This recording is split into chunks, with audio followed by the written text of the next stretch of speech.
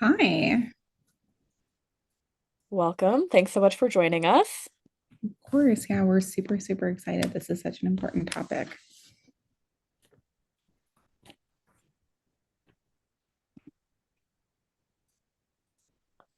All right.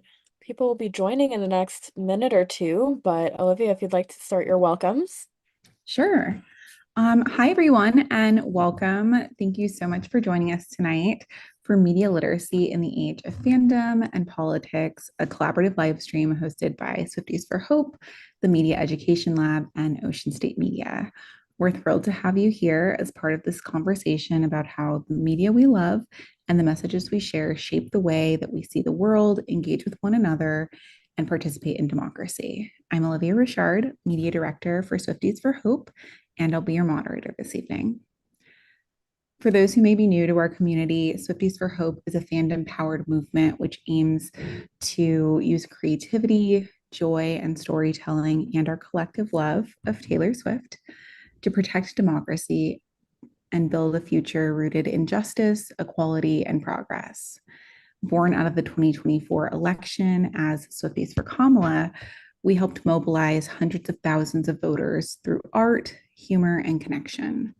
Today, as Swifties for Hope, we're expanding that mission, empowering fans to activate, advocate, educate, and celebrate civic engagement year round. And that's why we're here tonight, because in an age of algorithms and virality and endless content, media literacy isn't just a skill, it's a civic muscle that we have to practice flexing. Learning to ask critical questions about what we read, watch, and share helps us not only spot misinformation, but also use media as a force for community and change. And with that, we're so excited to pass things over to our partners and have them introduce themselves. Yeah, thank you, Olivia. Hi, everyone. As Olivia said, thank you so much for joining us tonight. We are really excited about this collaboration. For those of you that are not familiar with the Media Education Lab, and if we can switch the slide by one or two. There you go. One more. Thank you. So if you're not familiar with the Media Education Lab, it's a learning community that primarily focuses on helping educators and their students together build media literacy skills. So in service of the advancement of media literacy, we have built professional development, we've done research, found spaces for community engagement, and created lots of educational resources, platforms, and learning environments as well. And the result is an extensive global community of educational leaders, researchers, activists, and community engaged media professionals. We host a ton of free events, just like this one, on a wide variety of topics and for a wide variety of audiences as well.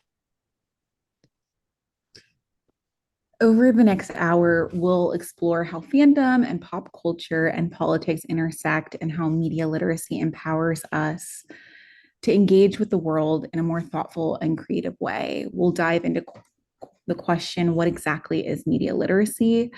The Media Education Lab will walk us through what it really means to think critically about what we read, watch, and share, and how those habits shape the way that we understand the world around us. We'll hear from two incredible experts. Author and cultural critic Jennifer Armstrong will share insights into her work about exploring fandom, storytelling, and identity. And educator and researcher David Cooper Moore will talk about how media and music influence civic engagement and community. Towards the end, we'll move into an interactive discussion where we'll put these ideas into practice using the five key media questions of media literacy to analyze some of our favorite Taylor Swift lyrics and explore how even the songs that we love reflect bigger cultural stories and meaning. And by the end of tonight's session, we hope you'll walk away with some practical tools to analyze media more critically, share it more responsibly, and use your voice and your fandom to create positive change. Absolutely. So we thought we'd start at the beginning by asking ourselves, what is media literacy? And if we can advance to the next slide, please. There is a simple definition of media literacy at the Media Education Lab that we really love, and it's this one. Media literacy is the practice of asking critical questions about what you read, what you watch, see, hear, play, and use. So what this means is taking the time to pause and reflect on all of the media that you're interacting with, the books you read, the TV and movies you watch, the social media posts you see, the music you hear, the video games you play, the search engines you use, all of it. So it sounds simple, but it's important. Because for most of us, the media is pretty inescapable. Maybe your smartphone is in your hand nearly 24/7. Maybe the TV is always on in the background. Your friends are on social media, or maybe they're just in the group chat. Your job requires you to keep up with the news, maybe. If we can advance to the next slide. So in this idea that we're surrounded by various forms of media, we should be aware, at the very least, of what we're consuming and how it's influencing us. So, having the background skills of media literacy allows us to ask the right questions, even if it's just subconsciously when we interact with whatever media we're consuming. In turn, that allows us to be more informed. It's important, for example, to recognize that every single media message you encounter has an author, someone who created it, and that person who created that message had intentions. They have a point of view, and they made choices as they created that media message. They chose what to include, and they chose what to leave out. So this practice takes time, and allowing ourselves to slow down and be more thoughtful in our media consumption leaves us, at the very least, more aware and conscious of, like I said, our media choices and how they're affecting us. So ideally, it also teaches us to be more curious. So instead of taking everything we see at face value and reacting so quickly, maybe hitting the comment or share button before we've even fully engaged with a piece of media, maybe we seek out more information first. So this is important in every single facet of life, whether it's interpreting information about our health, consuming the news, politics, enjoying a movie. But for the sake of this session, we'll focus on how media literacy and asking critical questions, even of the things we like and enjoy, is really important for political engagement. Tonight, we're lucky to hear from two experts who've dedicated their work to understanding how media and especially fandom and pop culture shape civic identities. Our first guest is Jennifer Armstrong. She's a cultural critic and best-selling author who has written extensively about fandom and the role of storytelling in shaping collective identity. In addition to her research and writing, Jennifer is an active volunteer with Swifties for Hope, and we are so lucky to have her and truly grateful that she's recorded a message for us tonight. My name is Jennifer Cation Armstrong, and I'm an author and journalist who has written 9 books about pop culture, history, and its sociological impacts. I'm also a volunteer for Swifties for Hope and a lifelong fan. As all of those things, I can say without a doubt that fandom has become one of the most powerful forces in modern American life. Over the past 2 decades, between the rise of the internet and the evolution of capitalism, fandom has become our identity, our religion, and our politics. As social media has allowed fans to find each other and join forces, fandoms have bent music charts, reboots, and even political campaigns to their will. The recent phenomenon of K-pop demon hunters, in fact, dramatized this perfectly, showing modern fandom as a literal battle between good and evil with stakes that couldn't be higher. Fandoms have given many people a desperately needed sense of belonging in a time of great isolation. But fandoms have also had unintended effects, including on the political sphere, perhaps because the internet has sort of mushed everything together, putting politics, fandom, life advice, and family updates all on the same feed. Scholars now actually refer to political fandom as a specific phenomenon of our time. It's interesting to note that fandom has increased in power at the same time that tribalism has really come to define our politically divided era. And sadly, this era isn't fun like Taylor Swift eras. In fact, starting right about the time that we elected a reality TV star as our president, political support and fandom have looked increasingly interchangeable. We create memes about politicians based on our favorite movies, TV, and songs, and we even take our political cues from celebrity endorsements. Now, To be clear, there's nothing wrong with sharing those memes or, of course, with those endorsements. In fact, we're all here because we stand a queen who uses her platform to express her own beliefs and to drive voter registration and engagement, which is super important. That's literally why Swifties for Hope started. But we also must pay attention to the ways that it makes sense to inject our politics with a bit of the fun and joy of fandom, as well as the ways it is dangerous to confuse fandom and political support. Believe me, I'm as guilty of this as anyone. I soaked up every last one of those Kamala memes last fall, watching her dance to Femininomenon supercuts. But I have come to realize, as someone who has studied the history of fandom and the intersection between pop culture and politics, how important it is to make a distinction. So let's get into it. Fandom is a subculture composed of fans characterized by a feeling of camaraderie with others who share a common interest. Fans typically are interested in even minor details of the objects of their fandom and spend a significant portion of their time and energy involved with their interest, often as part of a social network with particular practices, differentiating fandom affiliated people from those with only a casual interest. You may relate to some or more of that. This definition is from Wikipedia, and I would add that fandom involves devotion to, say, a certain star and their work that can be all-encompassing. Idolizing is the point, and it's often okay that the fans ignore some of their idol's faults, as long as it's not a toxic fandom or a toxic star for that matter. A bit of idol worship is part of the fun. Now, on the other hand, political support is a coalition of often different kinds of people with different interests coming together to elect the candidate that comes closest to reflecting their own values.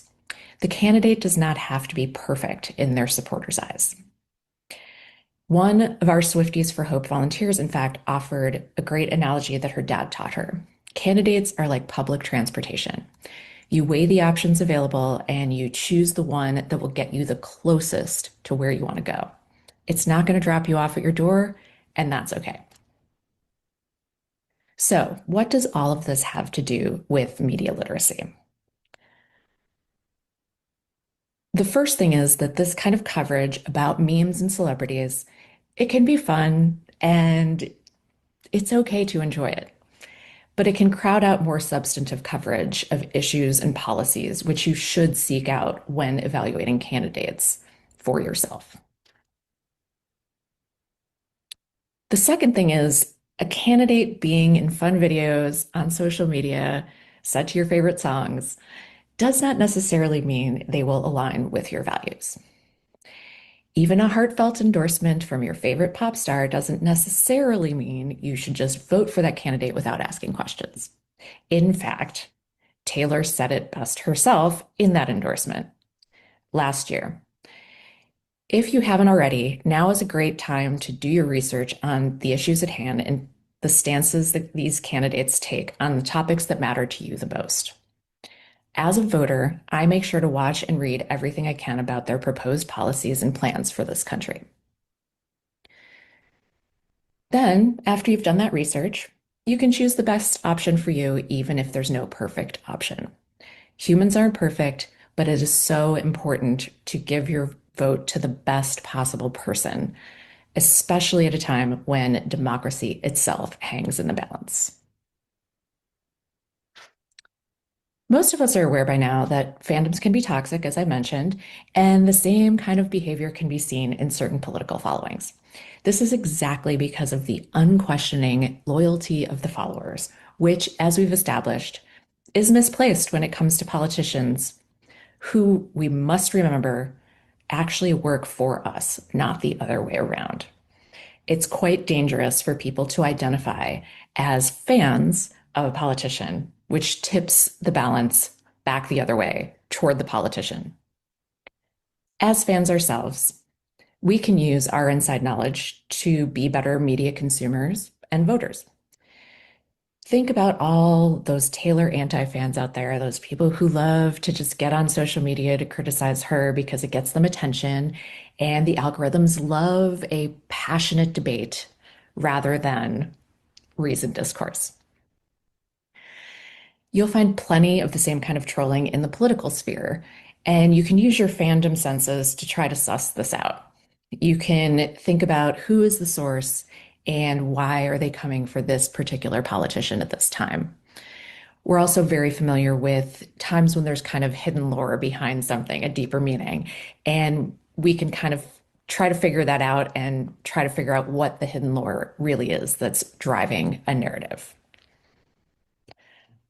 Armed with what we know about fandom from the inside, we can be smart consumers of media and informed voters. We can look to our fellow fans for inspiration without giving into the pull of mob mentality.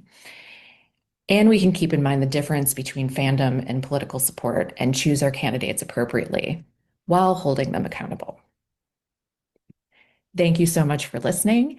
And since I couldn't be there in person, if you have any burning questions, please reach out to me at jenniferkarmstrong.com.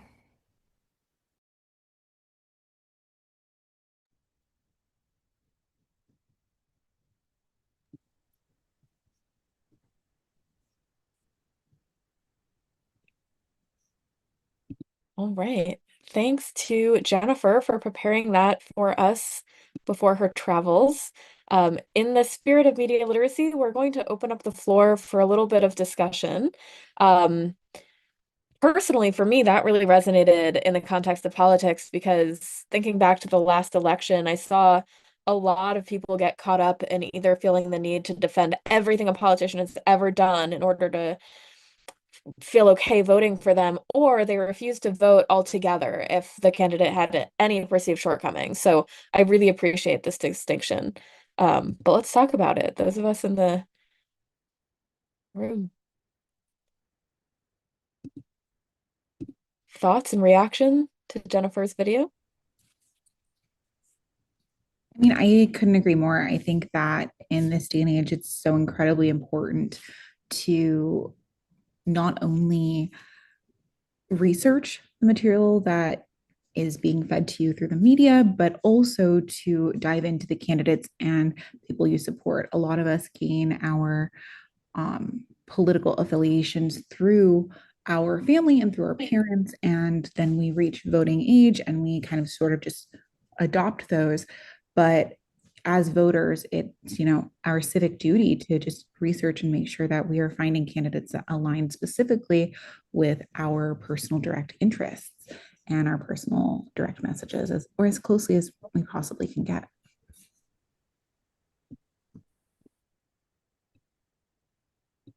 I agree. I think it's really crucial to remember how, like, we don't have to be fans of our politicians. Like, we are meant to want the most from them in terms of their, like, what they can do for us as their job as politicians and to serve for us, but they're not there for like entertainment and fandom in the same way that our entertainers like Taylor and like our other favorite medias are. And so keeping those separate in our mind and interacting with them different helps us continue to push for the most from our politicians.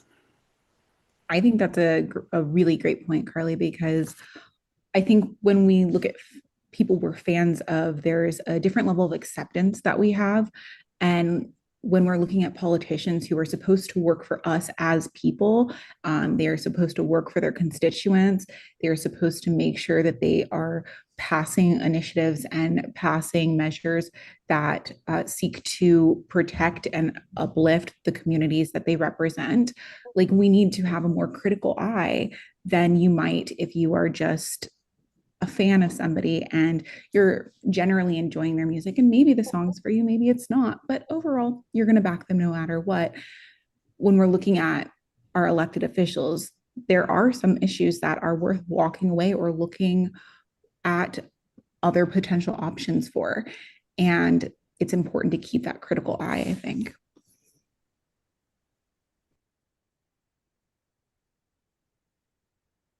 Yeah, I can also take a moment just to read some things from the YouTube chat. Thank you to everybody that's joining us and is engaged over there. You guys are dropping some awesome things in chat. So I wanted to highlight some of them. Someone says some folks have blurred the lines between pop culture and politics so much, especially in recent years. Some of it feels performative, so it's important to stay informed. Definitely, definitely. We've got whether it's about fandom or politics, I often find myself thinking, my kingdom for some nuance. Definitely, we need some nuance in everything. That's a really important point. And um, someone who says, as someone who's been in fandom since they were a teen and now in their 30s, I always wondered if what we see in the political sphere just came from the people never being in fandom before. That's true. Sometimes you do see stuff that it like I am in the same boat of having been in fandom spaces since I was a teenager, and we'll be like, okay, I feel like people wouldn't be acting this way if they were in a fandom at 15 and got all these emotions out back then. That's a fun chat.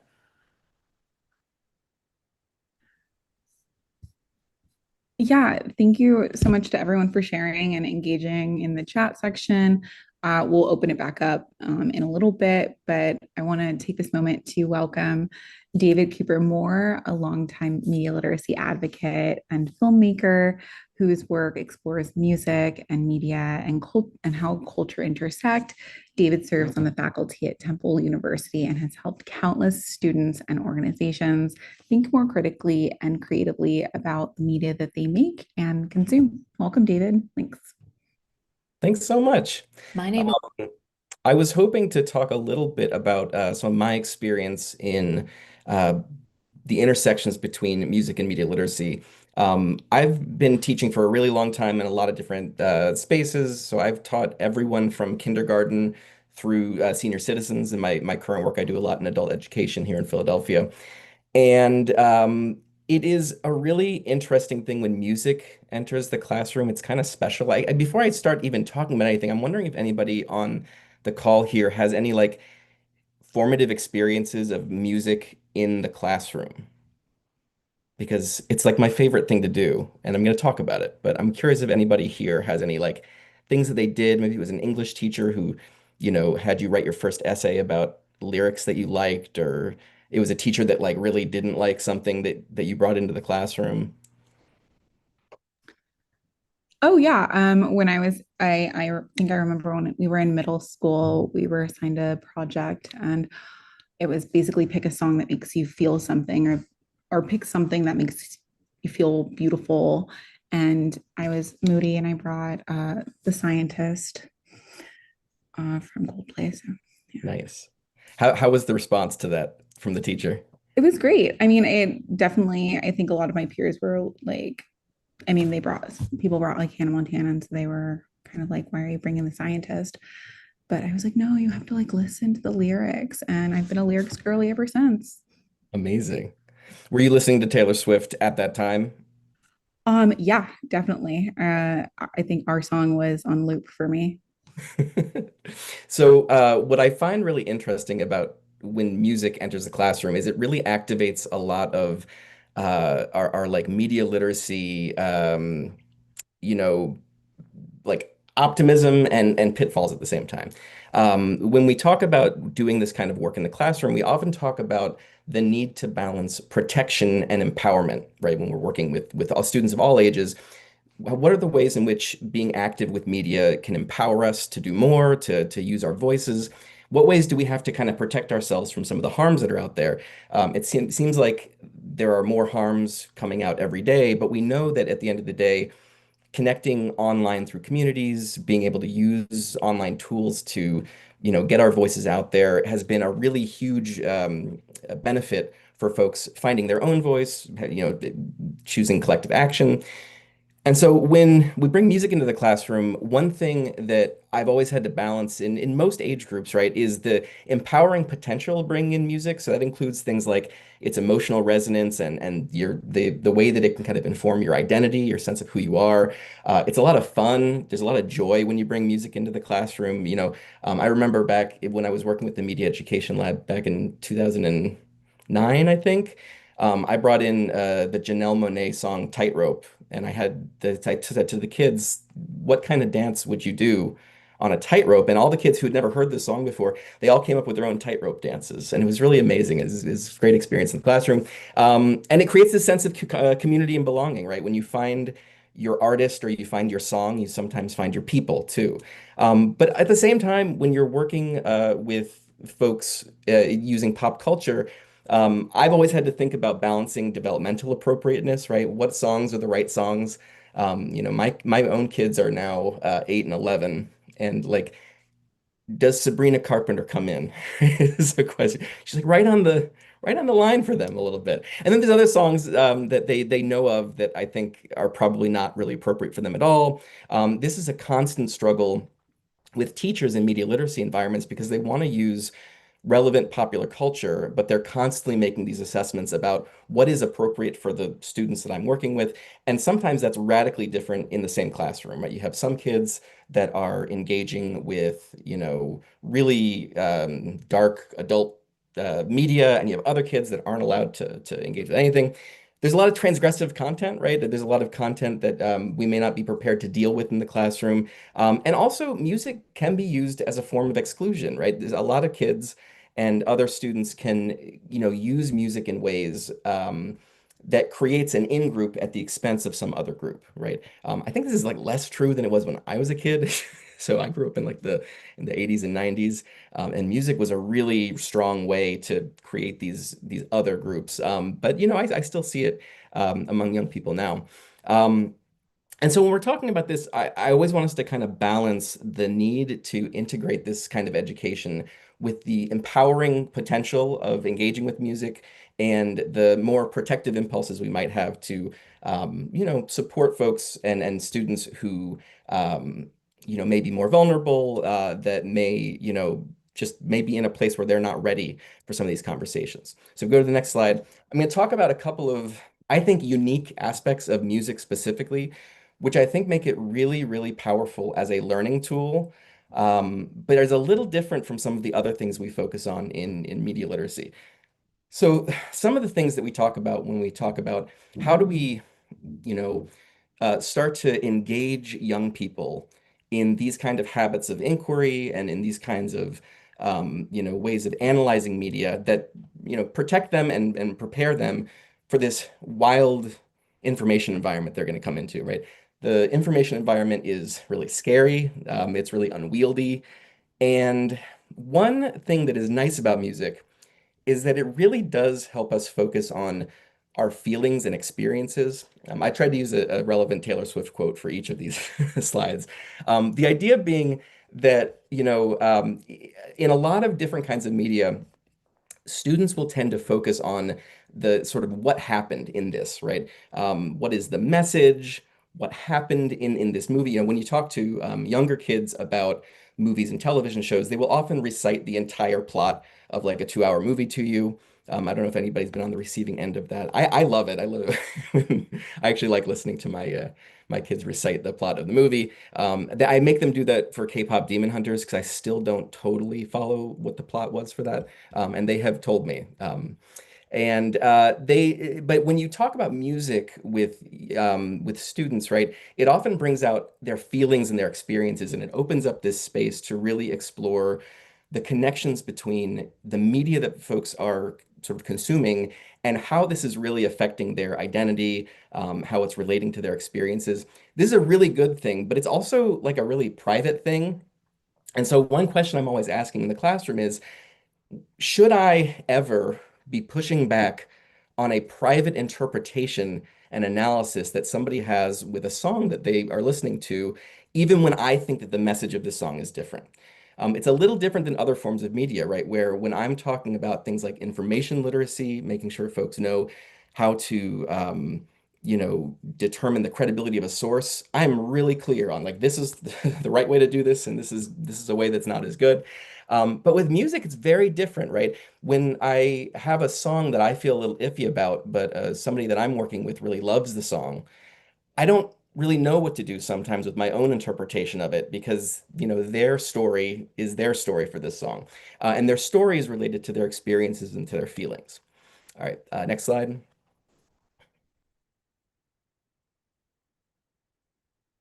So that leads me to when we're talking about music, establish what I call the no judgment zone, which means that when you're talking about music, what's nice is you can really establish that everything that folks are saying about how the music relates to their feelings and experiences is kind of safe in the classroom. This is really important, especially when we get into critical media literacy, where we're talking about the values and messages that we're getting from music that we may have pretty strong opinions about, maybe strong negative opinions about. Um, so when we're talking about music in the classroom, we really need to focus on open-mindedness, considering these multiple perspectives, and this flexibility that there are a whole lot of right answers, and there are very rarely wrong answers when somebody's talking about their feelings and their experiences.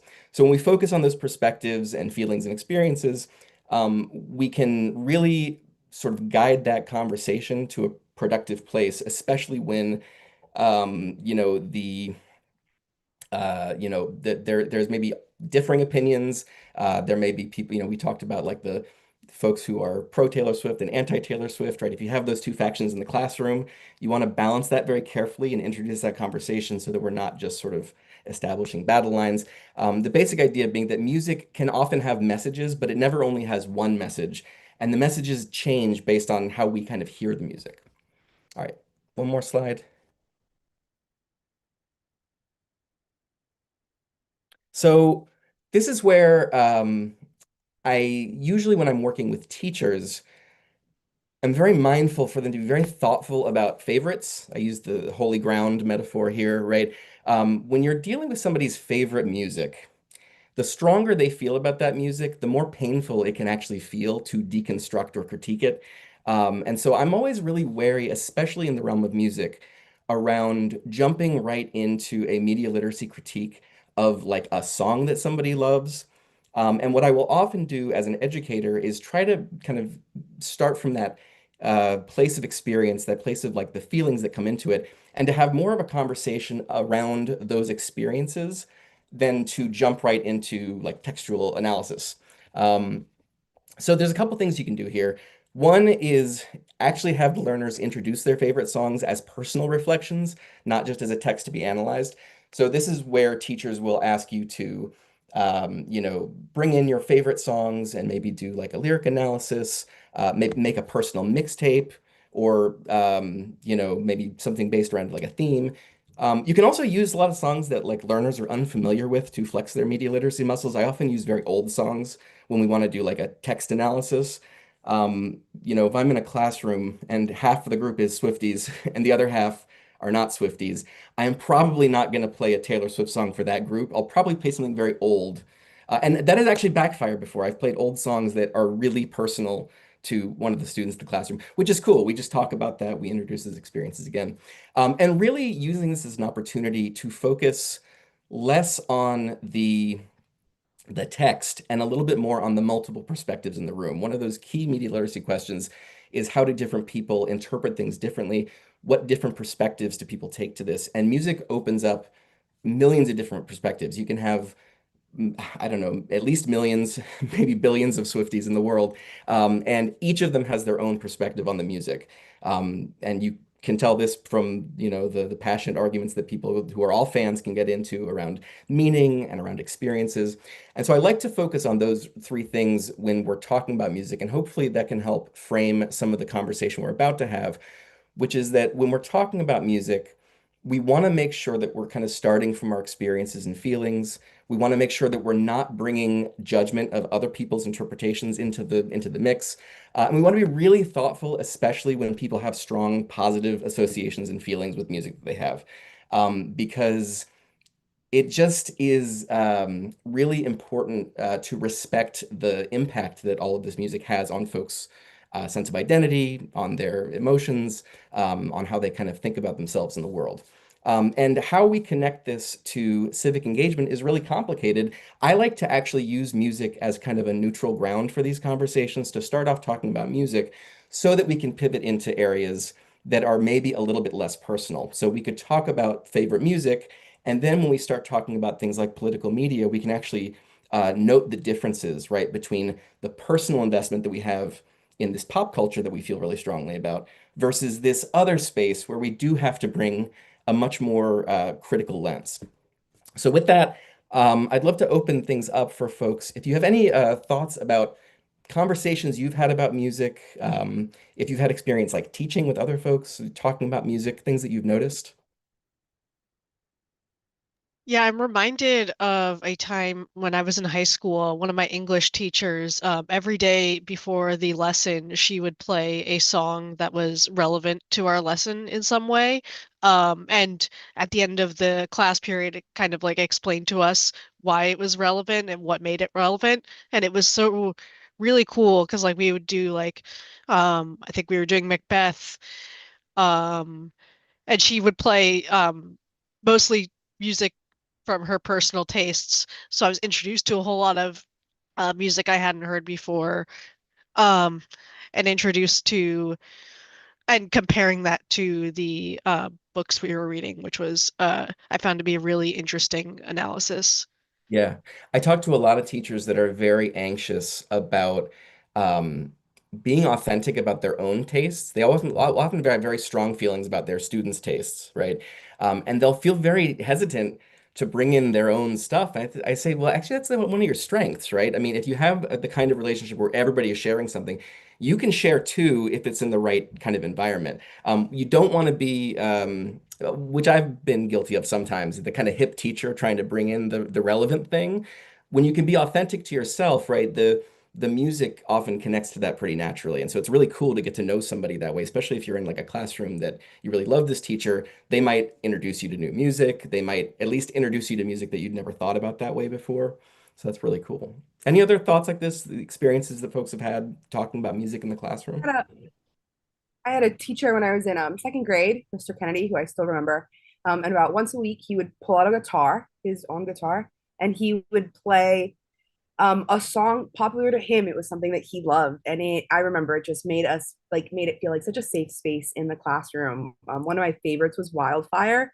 It was him, his acoustic guitar. So I guess he was getting me ready to be a Swiftie and love that acoustic music. But him and Wildfire, and to this day, I still remember. It's one of my favorite songs. Listening to it, but just feeling in the classroom, just like safe. We all loved it. We'd all sing together, and it was just a really great community moment. I love that. Yeah, I love modeling small communities in classrooms. True, that's often the first time that we experience activism or a sense of kind of community or alternative community that we couldn't have imagined before. If we don't have that in the classroom, which many people don't, you often find it in fandoms, right? You find it online, you find it through the music that you really like. If you're as old as I am, like you really had to find those people. It was hard to find the people that were your people. So that's gotten a little easier, which is nice. Any other reflections folk have about how music has kind of entered their lives, maybe through the classroom, or even times when it didn't work out, right? There may have been times when your music just didn't click with what you were kind of learning. I've become more sensitive to not trying to force media literacy lessons in songs in popular culture that students feel really strongly about. Because I often find that, even though the conversation can be really, really productive, there are always some potential for collateral damage for folks that really have a different relationship to the pop culture than everybody else. And so I'm always wary about like the two quiet students who have a different sort of taste or they have different experiences and they just really don't want to engage in this conversation with everybody. Yeah, I had oh, go Oh, ahead. you good? I had an experience where it was not actually even a lesson plan, it just came up in a classroom discussion. It totally just derailed the whole day, but we found that some of us had a musical artist in common. And for me, it was like life-changing. Like it formed a connection to that teacher in that class that I previously had felt maybe some vague animosity, if not indifference towards. And it was so profound that our valedictorian mentioned that day in class at Wow. graduation 4 years later. So it really, there were a million lessons we did around music as well, but even just making that connection was so profound for us. Yeah. So that general conversation, like let's just share our favorites or let's share what we're kind of thinking about can be really profound. And yeah, it's often not great for the lesson plan, right? Especially when the feelings get involved, right? People want to share like how they're feeling about things, which is fantastic. I mean, we want more of that. But if you do have a very strict lesson plan and you're introducing music, you might want to be prepared for things to go off the rails, hopefully in good ways. I don't know if Yeah. Olivia, you had something to share too. Oh, I had a question. So sometimes when we talk about music, just by the nature of it being a reflection and like a way in which people reflect their own experiences in society, it can be innately politically leaning in one way or another. So how do you navigate those conversations when maybe a student or an individual that you're discussing ideology or politics with introduces something that is very clearly politically charged into the discourse? Yeah, I usually find specifically talking with learners in group settings about music, it is very rare for music to activate the politics in that way. And what's interesting is that a lot of music that I assume a particular political or ideological valence to, people will often not hear it that way at all. I mean, one of the, sort of stereotypical examples is, the Republican candidates using Born in the USA, which is very critical of Republican administrations, for their like walk-in songs. I think people can often relate to music in ways that kind of confuse or confound the ideological piece.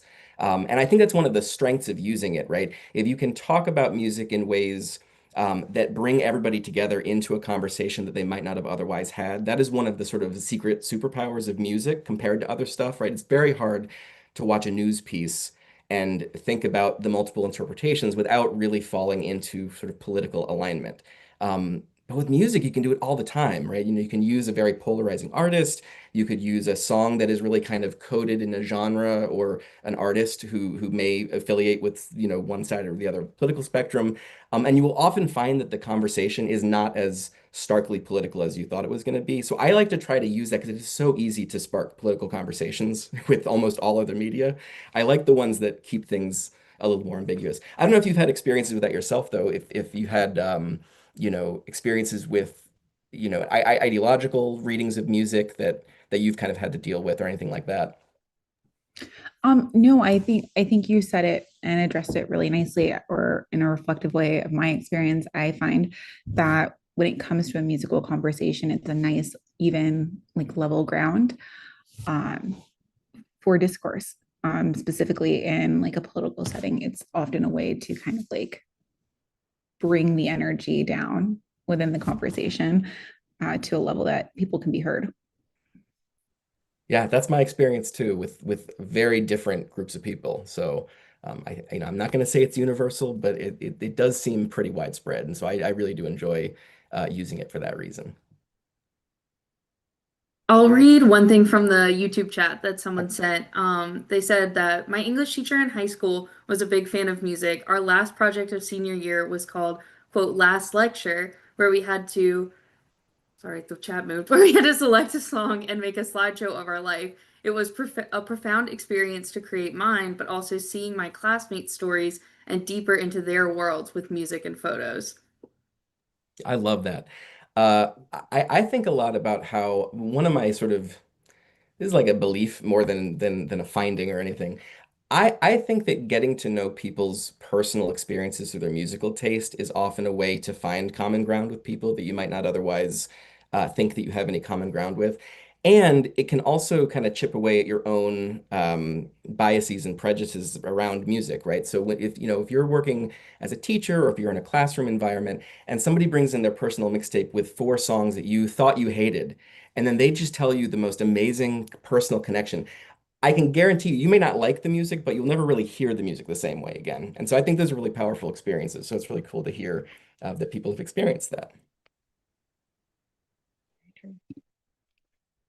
All right, this has been an incredible discussion, but let's maybe get to our last component of the evening here. Thank you so much for that, David. That was such a spectacular presentation, and I think really informative for everyone in the room. So we wanted to leave you all with a practice using the 5 critical questions of media literacy. The first question asks, who created this message and why? So we might consider Is this to entertain? Is it to inform, to persuade, or a mix maybe? The second question asks what the author is doing to capture your attention. So there are a lot of different techniques that may be used: emotional appeal, stories, shock value, conflict, and so on. The third question asks us to consider what's represented in the media in terms of lifestyle, value, and point of view. The fourth question invites us to imagine how other people might interpret the message, what their various experiences, points of view, and perspectives, and might it mean something different to them? Finally, the fifth question asks, what's left out? We know everything that was included is a choice, but so is what's left out in many cases. So what we thought we'd do is turn these questions to look at some media that we might be familiar with. So since we're here with the Swifties for Hope, it seems only right to take a look at some of our favorite Taylor Swift lyrics. If we can, oh, yep, there we are. We'll start with one of the early hits, You Belong With Me. So for the sake of time, we're just going to look at a short section first. So go ahead and play that.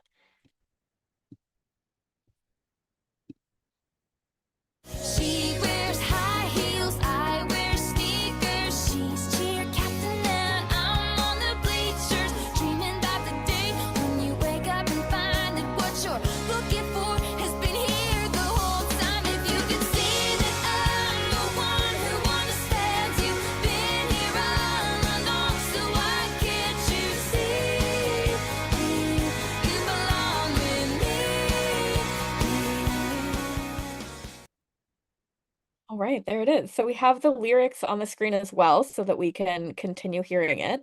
But let's walk through the 5 questions together. Answer in the chat or unmute yourself if you're in the room.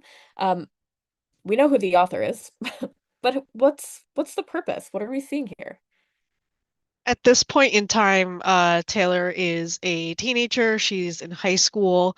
And I think that's a very important thing to remember, especially playing the original version really makes you remember how young she was. Um, and the purpose was she really liked this guy, but she was just kind of like not like the other girls and um not someone he had her not someone he had his eye on. And she really wanted him to have her eye on her, have have his eye on her. And really and just wanted to prove that like I understand you better. Like we're so similar and they don't the other girls don't get you like I do. Hmm. Yeah, so I hear you saying we know who the author is, but we're also remembering that this was the author a decade or more ago, maybe closer to 2 now. And we're also, I think what I heard you say is part of the lifestyles, value, and point of view represented is that teenage experience. I'm seeing in the chat one of the goals is entertainment. I also see it a little bit as persuasion. If we go into like the character of the song, that person's goal is to persuade this guy, right? To some extent. Persuade us to agree with her, maybe. Yeah, I think there's definitely like a bit of yearning, which I think is something that is like a universal experience. And whether like you've yearned for someone on the football team or not, I think we've all had experiences where we've either yearned for someone, we've yearned for something, we've yearned for ice cream, whatever it is. There's like a sense of relation that is tied into the feeling within that. And I think that's something that she is absolutely using. Absolutely. Um, so if we were to ask the question, what techniques are used to attract and hold our attention? We can talk about the lyrics or we can talk about the musical aspect there. I think Taylor always does a really great job with storytelling in her lyrics. We all know that. I mean, we're all, I think, really strong vocal people for that on Taylor, but she does a great job every single time in every era of her life of creating a story that you can feel yourself you were a part of. If you weren't this person yearning, your friend was, or you know this person that was the one that wasn't the cheer captain, the one that was just regular girl, just the hey, I'm here. So she has this ability to make like just like she's read your diary, right? And she's created this illusion and world that you can step into and feel like you're right there with her. I also think it, like, to double down on that, even if it's not something that you've experienced and can relate to, the detail that she uses in her storytelling and in her lyrics is what can hold your attention because, like, you can picture it. It plays in your head like a movie. You can see the girl in the short skirt cheer captain and the girl in the t-shirt on the bleachers because she's using so much detail that it makes it more relatable even if you don't relate to the feeling because you can, like, picture it in your head so clearly. Hmm. Exactly. We have in the chat too, someone said this is where they might bring in music theory and talk about chord progressions to hold attention. That's an interesting one that would probably take more time to dive into as well. So we talked about lifestyles, values, and points of view a little bit already, but is there anything else that comes to mind?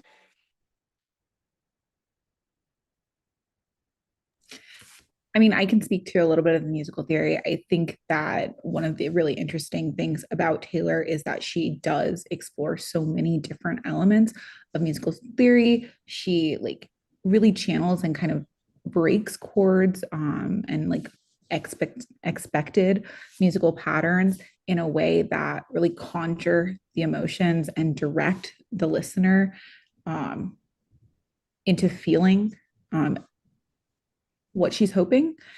And I think that that also the way in which she wields her musical theory and her nuance and awareness of music uh, has a lot to do with how her message is received and perceived. I think this song would be really different if she had chosen to set it in a different chord. For sure. Yeah, and talking about the lifestyles, values, and point of view, I heard someone say before that experience of being like the other, right? So we know that that's the lifestyle and point of view that's being pointed out is not the cheer captain. How might different people interpret the message? I think this is like just such a clear case of like seeing yourself as the underdog. And I think everyone sees themselves reflected in that, even if they maybe are the cheer captain. I don't think she's going to see herself as the villain in her own story. And I think that also brings it back to like when we're talking about how music can sometimes be taken into that like political sphere. Like people can take a song that you think it very clearly has, you know, a right and a wrong, and people are twisting the way that they see it because everyone sees themselves as sort of their own protagonist through the lyrics. And I think because Taylor does such great storytelling, we've always been able to see ourselves reflected in it and maybe our own version of it. Absolutely. Great point. I think it's also interesting when you think about like when you're listening to the music, and because what I heard and took away from it a decade ago is different than what I take away from it now. I listen and I sit with this and I'm listening to someone talk about feeling outside, othered in a society where so many other people feel like they fit in. And I think that's relatable in a completely different way when you look at it politically nowadays than I was looking at it when I was in middle school and high school and growing up along with Taylor. I think that's a great point too. And one thing that Taylor's music does such a great job with is that it's timeless. You can, going back to that point, you can feel this now. It brings you back to a memory, or it's something you're experiencing right now. And I think with her older music, but also her current music, it's something that it fits that time in anybody's life that she just does a really great job with. Absolutely. So let's address our last question on this song. What's left out? What's omitted from this message? I wanted to call attention to someone in the chat. His perspective is left out. That's one part. The cheer captain's perspective is left out. Sure is.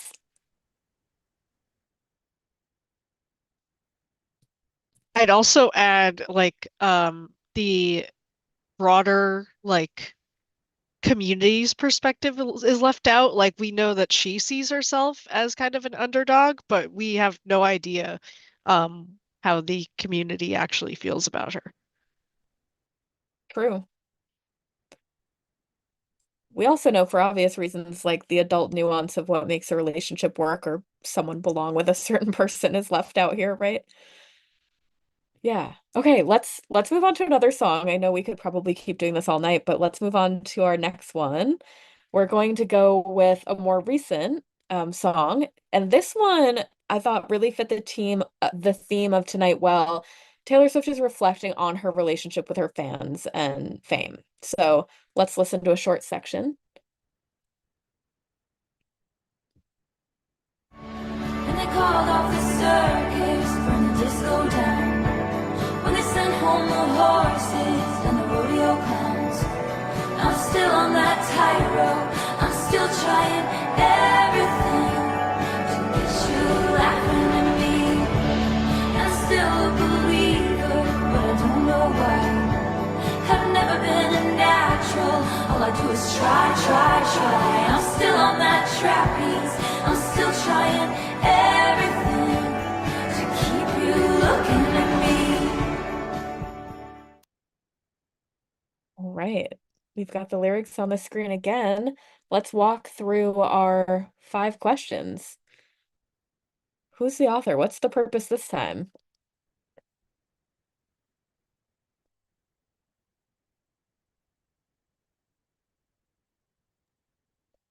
The author here is Taylor, of course, still again. And then for her purpose, my understanding of this song, which I know is going to be very different for everybody else, is she's just trying to explain that she is reflecting all of these different personas and views, and she's just really trying to get whatever the thing is in front of her, whether it's a person or a goal or whatever it is, she's just trying to get there.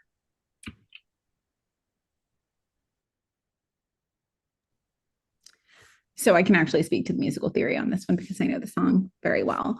This song is actually set in a C major, which initially feels a little bit off and can capture a listener kind of in a feeling that kind of sets you off balance initially because it feels juxtaposed to kind of the shimmering inflections that are like layered throughout.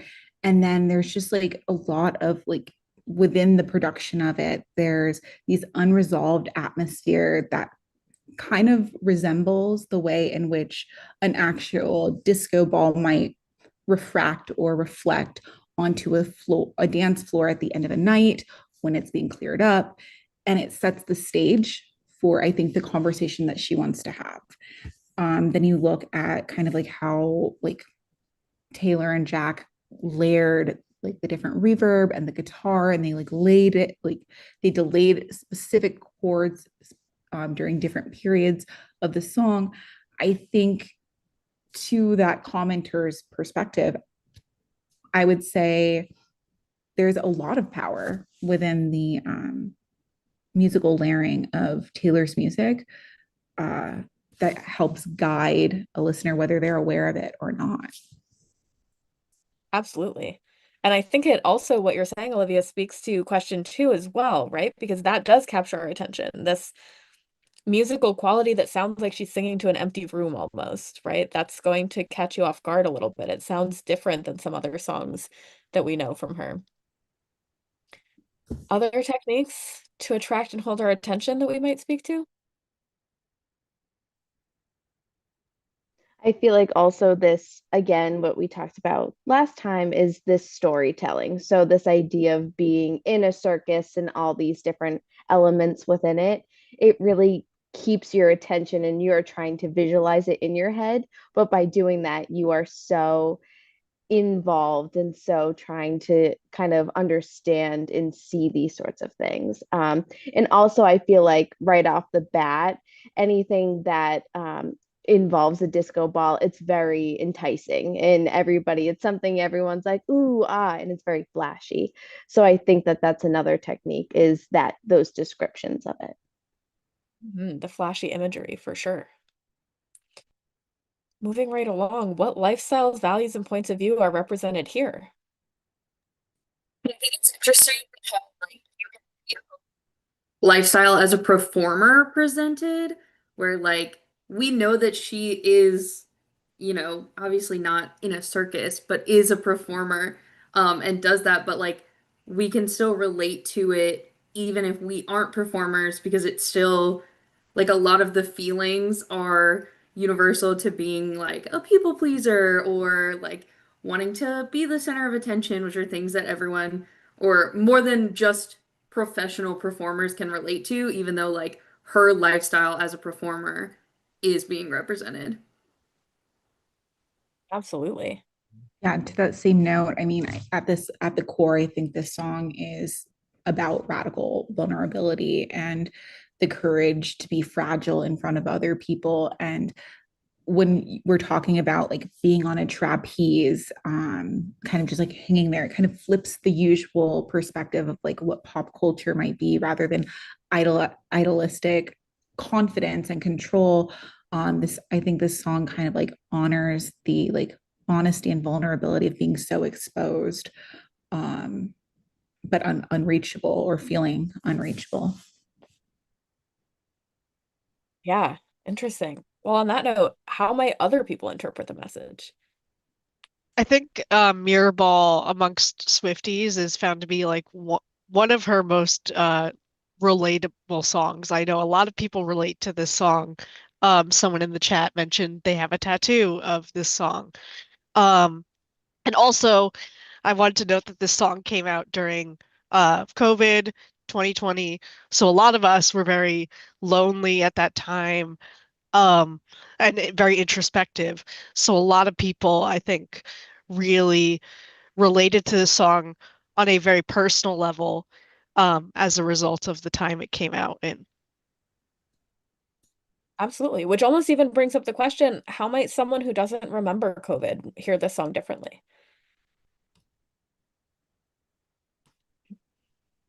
And let's move on to what's omitted, what's left out of this message.